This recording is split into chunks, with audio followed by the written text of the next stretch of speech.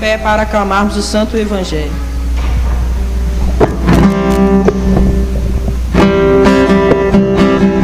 Meu coração transborda de amor, porque meu Deus é um Deus de amor. Minha alma está repleta de paz, porque Jesus é a minha paz. Eu digo aleluia, aleluia, aleluia, aleluia, aleluia. Eu digo porque eu digo aleluia, aleluia, aleluia, aleluia, aleluia, aleluia, amém. Senhor esteja convosco. Proclamação do Evangelho de Jesus Cristo segundo Marcos.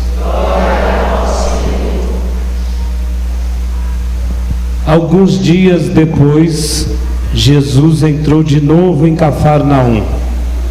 Logo se espalhou a notícia de que ele estava em casa.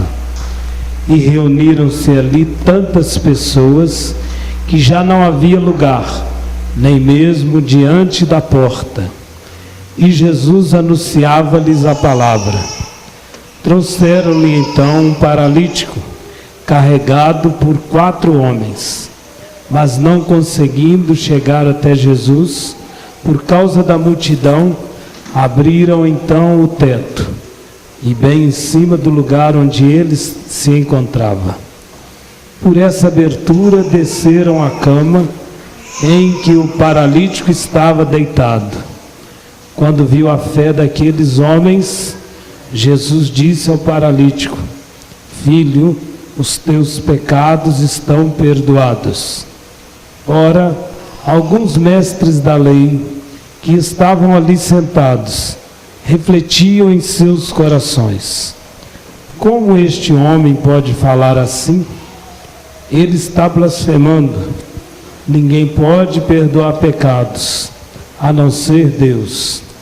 Jesus percebeu logo o que eles estavam pensando em seu íntimo e disse: por que pensais assim em vossos corações? O que é mais fácil, dizer ao paralítico: os teus pecados estão perdoados, ou dizer: levanta-te, pega a tua cama e anda? Pois bem, para que saibais que o Filho do Homem tem na terra poder de perdoar pecados, disse ele ao paralítico: eu te ordeno, levanta-te, pega a tua cama e vai para a tua casa. O paralítico então se levantou e, carregando a sua cama, saiu diante de todos, e ficaram todos admirados e louvavam a Deus, dizendo: nunca vimos uma coisa assim. Palavra da salvação.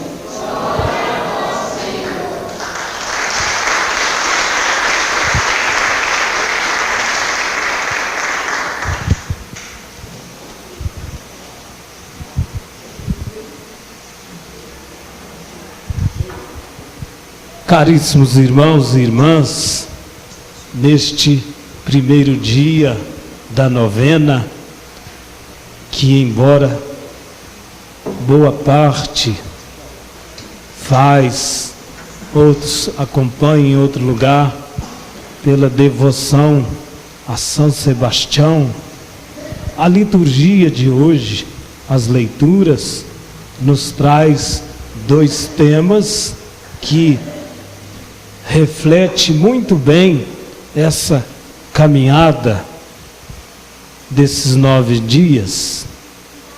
Por exemplo, a primeira leitura da profecia de Samuel, que vai falar justamente de um povo um povo que não estavam satisfeito com o reinado, ou melhor, não estavam satisfeitos com o governo de Samuel.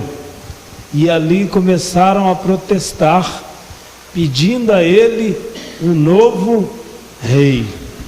Argumentava-se que já estava muito velho, que as coisas que ele dizia já não fazia lá tanto efeito.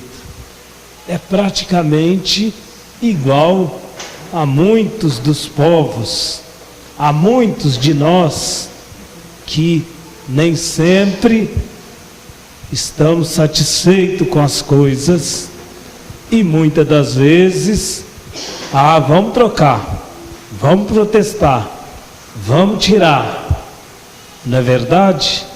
Mas aí tem um detalhe, porque Samuel, ele era um profeta, era um homem de Deus, e às vezes as coisas de Deus não agradam muitos, não é verdade? Por que não agradam? Porque muitas das vezes, igual nós vemos, as pessoas querem fazer as coisas por si própria, não quer que ninguém mande, ensine, faço por minha conta, não precisa de Deus, não precisa da igreja, não precisa de gente para nos conduzir. E a gente vai vendo o resultado, o nosso Brasil, a nossa comunidade, as nossas comunidades, e vai vendo a confusão que causa. Todos nós precisamos de um líder. A família tem o pai, a mãe, na escola tem os diretores, e por aí vai, não é? Mas a maior liderança, primeira, tem que ser quem? Deus, Jesus, Deus. E quando acontece que as pessoas vão se, já, assim como aquele povo, já não estão satisfeitos com as coisas de Deus, é porque muitas das vezes não querem e não fazem aquilo que Deus pede, aquilo que Deus quer. E aí fica argumentando, insatisfeito, tem que trocar isso, tem que fazer aquilo, tem que tirar isso, mas não prestam atenção naquilo que Deus pede, não é? Como eu disse a princípio, que o grande mistério da igreja é isso, é revelar aos povos esse mistério de Deus, que age dentro de nós misteriosamente. Quem verdadeiramente adere ao projeto de Deus, quem verdadeiramente acolhe a palavra de Deus, vive a todo instante, a toda vida, os mistérios de Deus, não é? Sim ou não? Quando a gente entrega a vida para Deus, quando a gente é fiel à palavra de Deus, quando a gente faz a vontade de Deus, a gente vai experimentando misteriosamente a graça de Deus na vida, não é? E nós somos convidados a cada instante a mergulhar cada vez mais nessa experiência. As novenas, a oração diária do terço, não é? A Santa Missa, que é o grande mistério, a meditação da palavra, a oração cotidiana, tudo isso faz nós mergulharmos, descobrirmos aos poucos, aquilo que Deus vai nos revelando. E o povo que foi procurar Samuel era um povo que não fazia essa experiência. Por isso, quando ele foi consultar ao Senhor Deus, o que o Senhor Deus disse a ele? Não é contra você que eles querem, é contra mim. Mas dá o que eles querem, mas antes, porém, já avisa o que pode acontecer, o que vai acontecer. E o povo, não, nós queremos um outro rei. A teimosia arca então com as consequências, porque todas as vezes que nós não ouvimos a Deus, nós arcamos com as consequências, e sabemos nós o peso que é. Por isso nós precisamos exercitar, alimentar a nossa fé, dada de graça pela igreja. E o Evangelho de hoje deixa isso bem claro, tudo isso. A presença de Jesus, do que a presença de Jesus é capaz de fazer na nossa vida. E muitos de nós muitos ainda se encontram paralisados. Muitos se encontram acamados, como aquele homem que precisou ser carregado. E quem carrega esses homens? Quem carrega quem está paralisado? Quem? A comunidade. A comunidade. Quando uma comunidade trabalha com fé, pela fé, ela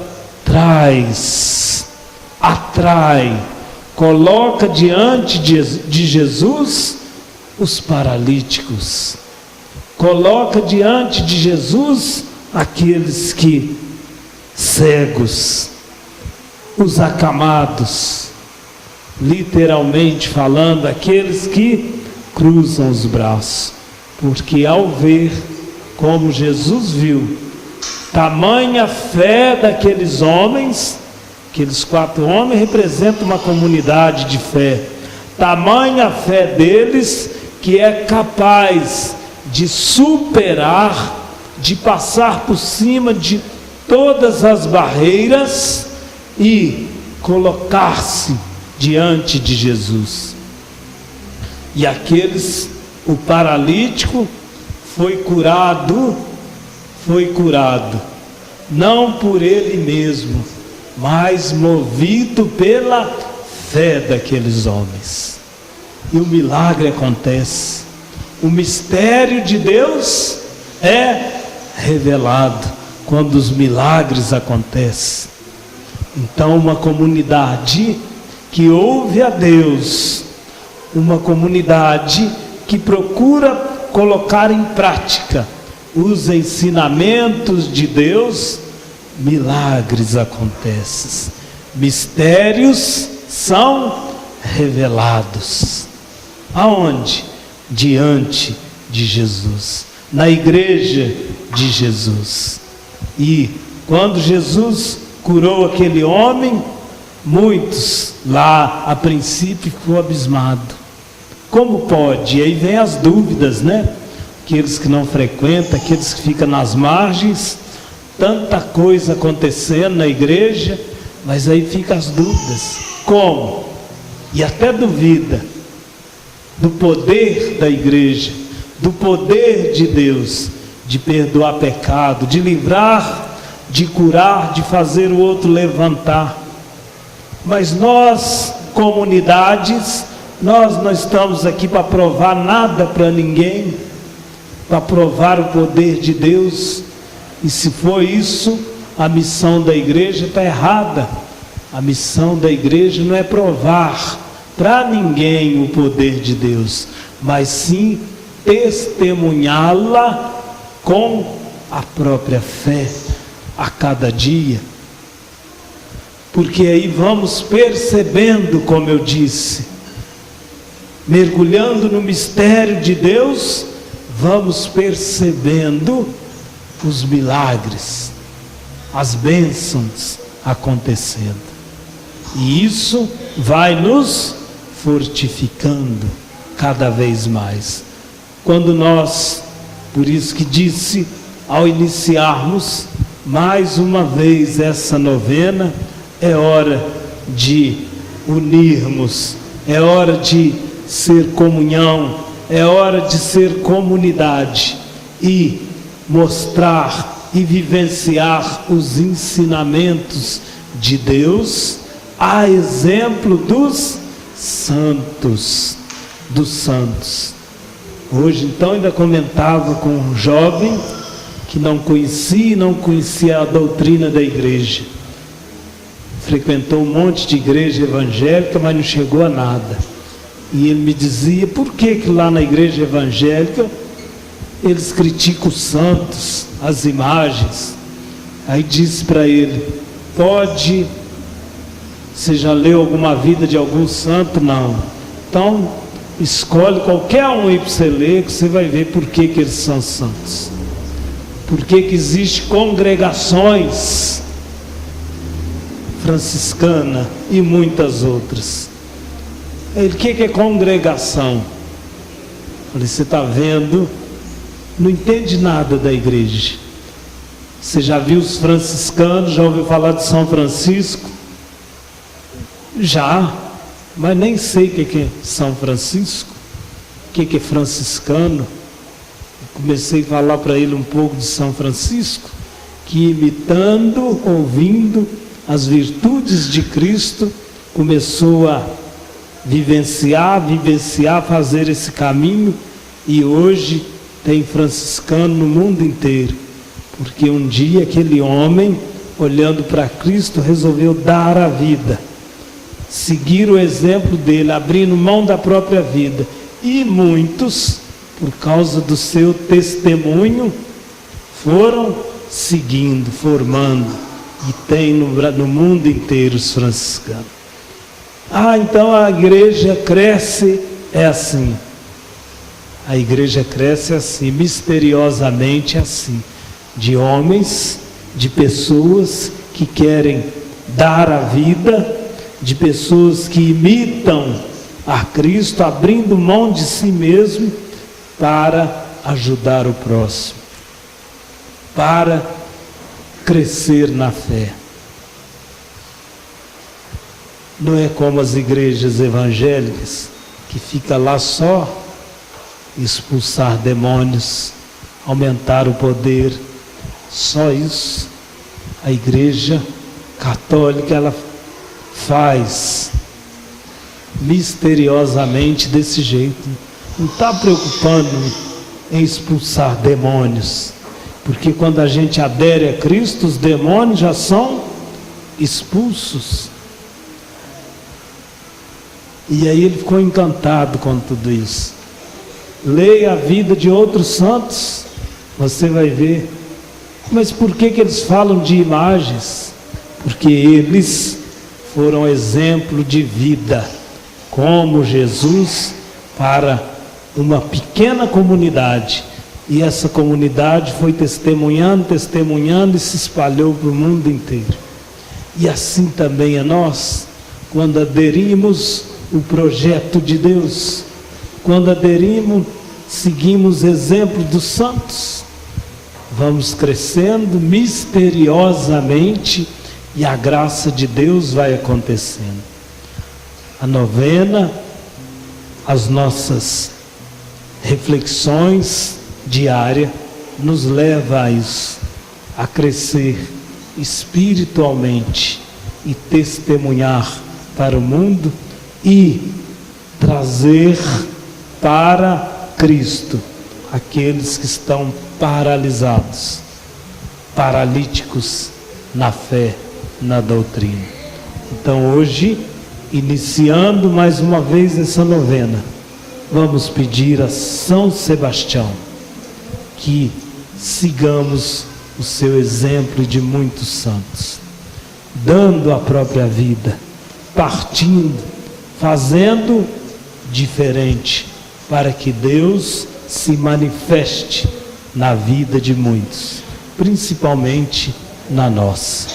Louvado seja nosso Senhor Jesus Cristo. Elevemos a Deus nosso Pai as nossas preces comunitárias. Quando rezamos com sinceridade e com fé, o Senhor não despreza a nossa oração e ao seu tempo concede-nos o que pedimos. Por isso, façamos com muita confiança as nossas preces.